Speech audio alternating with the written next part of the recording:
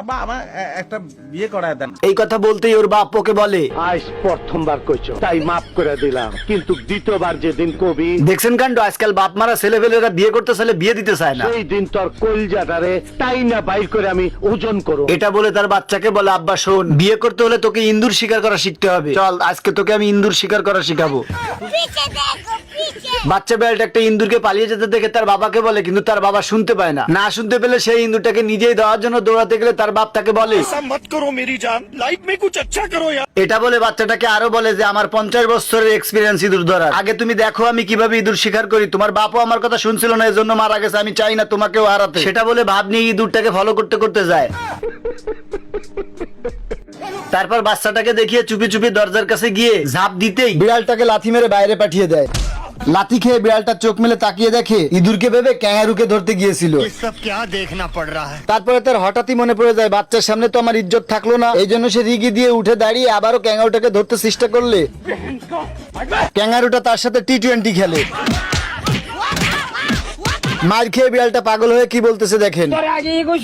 তুই গাড়ি খেয়ে মদ চালাইছিস। এটা বলে পাগল হয়ে ক্যাঙ্গারুটাকে ভাব নিয়ে আবারও ধরতে যায়।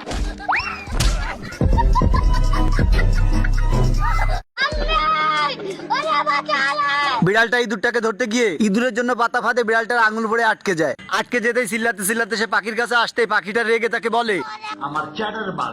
এটা বলে পাখিটি ভাতটি ছাড়িয়ে দিতেই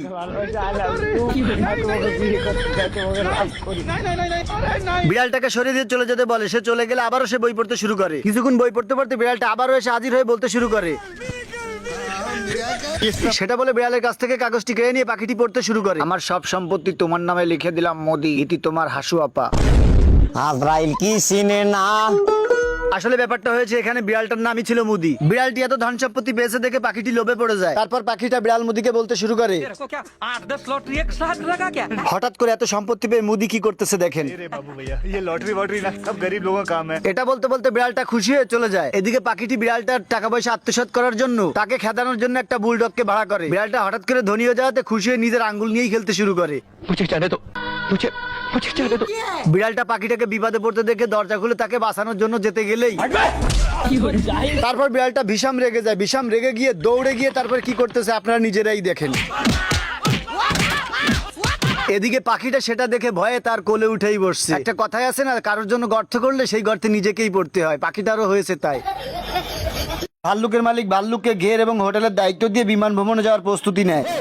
দৌড়ে এসে ভাল্লুক জিজ্ঞাসা করে, কাজ কাম রেখে না গেলে হয় না? করবো মনে তো আনন্দ থাকা লাগে।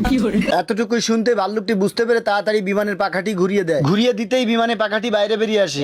সে এটা দেখে অবাক হয়ে পাখার ফুটের ভিতর উকি মেরে দেখতে থাকে যে কিছু আছে কিনা। ভিতরে কিছু না দেখতে পেয়ে আবারও পাখাটিকে এনে তার ভিতর ঢুকিয়ে ঘুরিয়ে দেয়। দিতে আবারও পাখাটা বাইরে বেরিয়ে আসে। বলবো ভাল্লুকের মালিকটি রাগটিকে কন্ট্রোল করে চুপ করে দেখতে থাকে। এদিকে ভাল্লুকটি বিষম রেগে পাখাটিকে নিয়ে এসে ফুটের ভিতর ঢুকিয়েই ভাল্লুকটা মনে করছে এবার লাঠিটা ঠিকঠাক ভাবে ঢুকেছে, সেটা ভেবে পিছনে দেখতে এসে দেখে।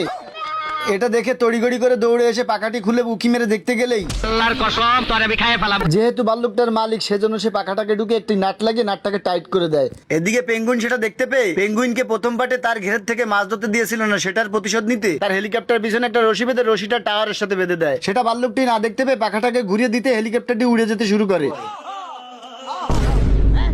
হঠাৎই বিমানের ফ্রেমটি উড়ে যায়, বাকি পার্টটি দড়ির সাথেই থেকে যায়। ভাল্লুকটি এটা দেখতে পেয়ে পেঙ্গুইনকে জিজ্ঞাসা করে। পেঙ্গুইন বলে, হ্যাঁ আমি এটা করেছি। সেটা শুনে ভাল্লুকটি ভীষণ খুশি হয়ে বলে, ঠিকই করেছো, শালা মাছ চুরির অপবাদ দিয়ে আগেরবার আমাকে ভীষণ মেরেছিল। সেটা বলে তারা দুজন মহানন্দে আবারও মাছ ধরার প্রস্তুতি নেয়।